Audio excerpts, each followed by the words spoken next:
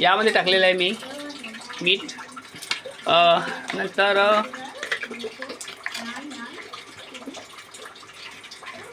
मीठ टाकलं आहे आणि नंतर हळदी टाकली आपल्या इच्छेप्रमाणे आणि त्यानंतर मी टाकलेलं आहे मिरची पावडर, लाल मिरची पावडर.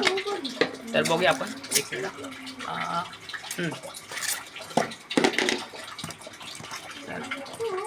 एक चम्मच लाल मिरची पावडर थोडा घेतो. ठीक आहे. तर आत्ता मी हे सगळं मिक्स मॅग्नेट करणार आहे. बघूया तर एक मिनिट. बघा आता मी हाताने मॅरिनेट करूया ना आपण. त्यामुळे मॅरिनेट करून घ्यायचं.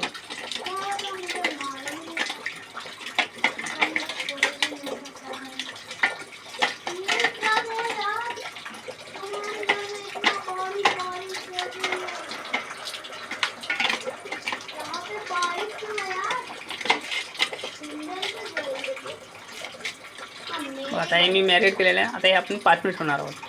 ठीक आहे.